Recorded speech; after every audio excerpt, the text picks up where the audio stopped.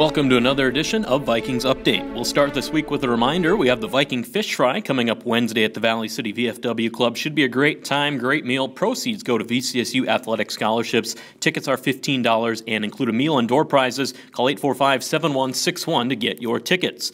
The final regular season basketball games were this week. Viking women lost at number 3 Jamestown 108-72 on Wednesday night. They bounced back though with a big win to close the regular season on Saturday, 74-46 against Presentation College. Vikings jumped out to a big 38-18 lead at halftime. Sadaka Jihad and Ashley Lee score here on drives to the basket, and then Brittany Lehner adds a pair of buckets on her senior night. Playing her final home game, Lehner led the Vikings with 18 points and 6 rebounds. Megan Troutman scored a career-high 16 points off the bench, including 2 for 2 on three-pointers. Viking women end the regular season 13-11 overall and 3-5 in conference play. VCSU the number 3 seed for the upcoming North Star tournament and will play at Jamestown in the semifinals at 3 p.m. on Sunday, March 2nd.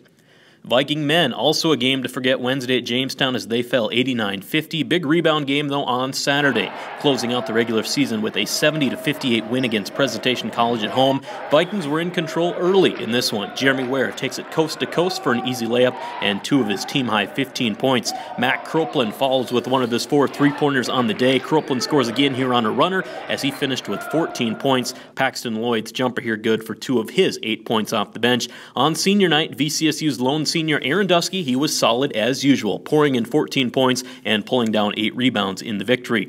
Viking men end the regular season 14-13 overall and 5-3 in conference play. They are also the number 3 seed for the postseason tournament and will travel to play at Dakota State in the semifinals 6 o'clock on Saturday, March 1st.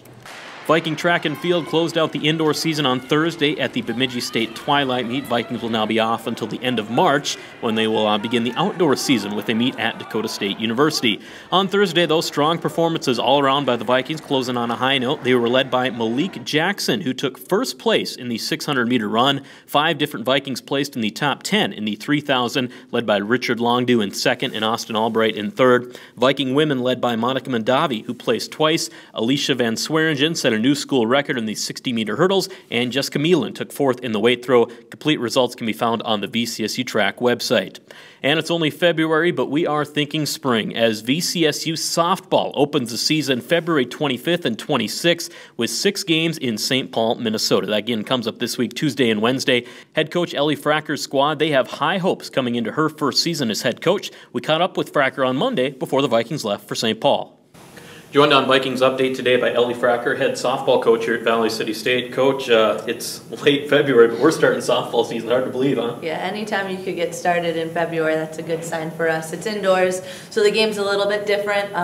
You know, it's all about our pitchers and our hitters right here. Yeah, your team is heading to St. Paul for 6 games over the next 2 days. Against Jamestown will be an NAI, and then there's some D2 opponents in there as well. Just, you talked about pitchers. It's such a big part of softball, having a really dominant pitcher. Who do you have there top of the rotation and on down, and what do you expect their pitchers this year? We're lucky this year that we have a pitching staff. We have 4 pitchers on staff. We have 1 injured, so she'll be working through. But Sam Nally is going to come back as our hopefully dominant force as a senior. She has some experience against conference opponents and got a lot of time last year just dealing with the short staff that we had. Ashley Metcalf is, showed a lot this fall, so we're expecting big things out of her. Morgan Nally is going to come and just be a different arm that the kids can see, and then Lindsay White is a great addition for us and should be getting some significant innings as well. Even if you get a shutout, you got to score some runs. Tell us about some of your top hitters coming back this year and how the lineup's going to look. Sure. We're lucky enough to have our top 2 hitters back. We have Savannah McMillan and Liz Hall-Sewell back, which is awesome. We couldn't be more happy. We have a lot of speed that we're working with as well. Kat Boychuk is back, who is a threat anytime she's on base. Up and down our lineup, we're lucky that we're sprinkled with a lot of speed throughout. So, just you guys have been practicing for probably over a month now. How's the excitement level with the team? Are they ready to get going? Honestly, and I've heard this from outside sources, they haven't seen the team this excited in a long time. So as a coach, that's all you can ask for. They come with a smile. We just got done hitting right now, and they couldn't be more amped up to go. So hopefully that'll translate well onto the field and result in some W's. Sounds great, Ellie. We appreciate the time, and good luck this week. Thank you.